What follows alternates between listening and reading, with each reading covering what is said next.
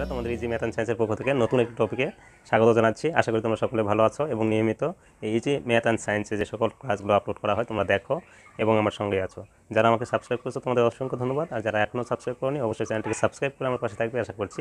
তো বন্ধুরা, আজ তোমাদের আমি 4.1-এর যে প্রাথমিক আলোচনাগুলো, যেটা না জানলে আসলে বীজগণিতের ব্যাপারগুলো করা সম্ভব নয়, সেটাই মূলত এই টপিকে আলোচনা করব। তো আজকে যে বিষয়গুলো আলোচনা করব সেটা হচ্ছে বীজগণিতীয় প্রতীক, চলক, সহগ, সূচক, প্রক্রিয়া চিহ্ন, বীজগণিত রাশি এবং বীজগণিতীয় পদ। এই 7টি বিষয় নিয়ে তোমাদের সঙ্গে আমি ধারাবাহিকভাবে উপস্থাপন করব। আশা করি তোমরা শুরু থেকে শেষ পর্যন্ত এই যে সমস্যাগুলো অবশ্যই ভালো করে দেখবে এবং বোঝার চেষ্টা করবে। তো প্রথমত আমরা জানবো যে বীজগণিতীয় প্রতীক কী। তো বন্ধুরা, প্রতীক হচ্ছে বীজগণিত করতে গেলে বা আমরা পাটিগণিতীয় অঙ্ক করতে গেলে যে সমস্ত অঙ্কগুলো লেখে সংখ্যাকে আমরা প্রকাশ করি, মূলত সেগুলোই কিন্তু প্রতীক। যেমন 1 2 3 4 5 0 ইত্যাদি, এগুলোকে বলা হয় সংখ্যা প্রতীক। কিন্তু বীজগণিতের ক্ষেত্রে ABCD XYZ ইত্যাদি আমাদের আলফাবেটের যে অক্ষরগুলো আছে সেগুলো দ্বারাও কিন্তু আমরা বীজগণিতের প্রতীককে প্রকাশ করতে পারি। তাহলে প্রতীক বলতে আমরা দুইভাবে বুঝি, সংখ্যা প্রতীক আর হচ্ছে আলফাবেটের যে সংখ্যাগুলো, এগুলো প্রতীক হিসেবে বীজগণিতে ব্যবহার করা হয়। বন্ধুরা, আমরা জানবো চলক। তো চলকটা হচ্ছে একটা বীজগণিত অঙ্ক করতে গেলে শুধু সংখ্যা প্রতীকই নয়, তার সাথে কিছু অক্ষর প্রতীক থাকে। মূলত এই অক্ষর প্রতীকগুলোকেই চলক বলা হয়। যেমন আমি লিখলাম 3x, 3টা কিন্তু সংখ্যা প্রতীক, কিন্তু এক্সটা হচ্ছে অক্ষর প্রতীক। তাহলে এই অক্ষর প্রতীকটাই হচ্ছে মূলত চলক। মানে এই মানের উপর একটা রাশি, যার মানের উপর নির্ভর করে কমানো বাড়ানো সম্ভব, বা যে রাশিটির আমরা বীজগণিতের যে রাশিতে যার আমরা মান জানি না, ওইটাই মূলত চলক। তাহলে চলক জানলাম। এরপর সহগ কি সেটা আমি লিখলাম 10y, এটা একটা বীজগণিতীয় পদ। যখন এরকম কোনো একটা পদের সাথে, বীজগণিতের একটা পদের সাথে, যখন এই যে চলক আমরা শিখলাম, এটা অক্ষর প্রতীককেই চলক বলে, এই অক্ষরের সাথে বা চলকের সাথে যখন কোনো সংখ্যা প্রতীক গুণ আকারে থাকে, তখনই তাকে বলা হয় সহগ। তাহলে কোনো বীজগণিত রাশির কোনো পদের সাথে যখন অক্ষর প্রতীকের সাথে যখন সংখ্যা প্রতীক গুণ আকারে থাকে, তখনই তাকে বলা হয়, ওই সংখ্যাটাকেই বলা হয় সহগ।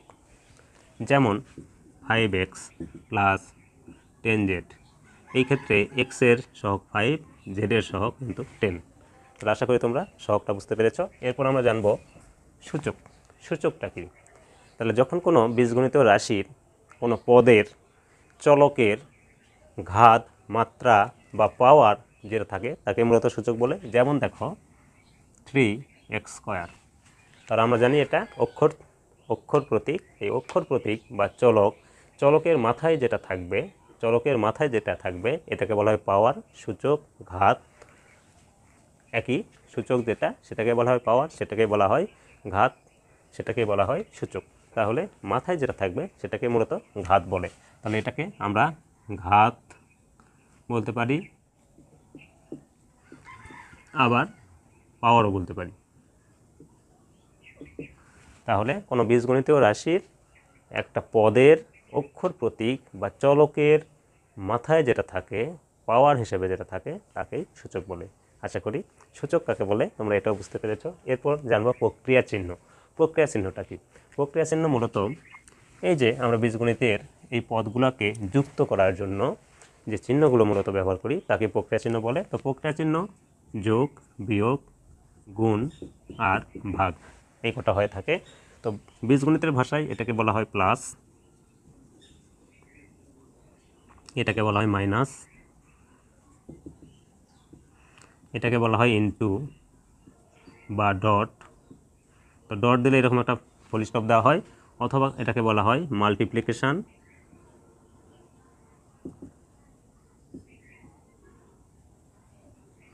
তো বন্ধুরা, সাধারণত এটা সাধারণত ইনটু দিয়ে আমরা গণিতে পড়ব, বীজগণিতে। আর এটাকে বলা হয় ডিভিশন। তো ডিভিশনটা অনেক সময় এইভাবে একটা দাগ দেওয়া থাকে। তাহলে এগুলোকে মূলত বলা হয় প্রক্রিয়া চিহ্ন। এই প্রক্রিয়া চিহ্ন দ্বারাই আমরা একটা বীজগণিতের কতগুলো পদকে একত্রিত করে একটা রাশি তৈরি করতে পারি। যেমন দেখো 5y plus 3z plus 6x, এই যে প্রক্রিয়া চিহ্ন যুক্ত করে আমরা 3টা পদ একত্রিত করে এটা একটা বীজগণিত রাশি তৈরি হলো। তাহলে আমরা প্রক্রিয়া চিহ্নটা বুঝতে পেরেছি আশা করি। এরপর বীজগণিত।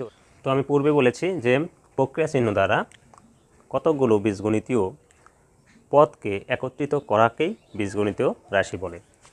যেমন ধরো 3x² + 2x - 3। তাহলে দেখো এখানে এটা একটা পদ, এইটা একটা পদ, এটা একটা পদ, এখানে তিনটা পদ আছে, আমরা প্লাস এবং মাইনাস দ্বারা একত্রিত করেছি। তাহলে এটা একটা বীজগণিতীয় রাশি। তবে দেখো 4x ভাগ 3 মাইনাস, যদি এইভাবে থাকে যে গুণ ভাগ, তাহলে 1 2 3 4, এখানে কিন্তু চারটি পদ হওয়ার কথা, কিন্তু না বন্ধুরা, এখানে গুণ এবং ভাগ দ্বারা কিন্তু পদ আলাদা বোঝায় না। এইটুকু মিলে একটা পদ, এইটুকু মিলে একটা পদ, তাহলে দুইটা পদ একত্রিত হয়েছে বিয়োগ দ্বারা। তাহলে এটাও একটা বীজগণিত রাশি, তবে এখানে পদের সংখ্যা 2টি। তাহলে আশা করি বীজগণিত রাশি তোমরা বুঝতে পেরেছ। এরপর বীজগণিত পদটা মূলত যখন একটা অক্ষর প্রতীকের সাথে একটা সংখ্যা প্রতীক একত্রিত হবে এবং তার সাথে কোনো চিহ্ন যুক্ত থাকবে, তখন ওইটাকে বলা হয় বীজগণিত পদ।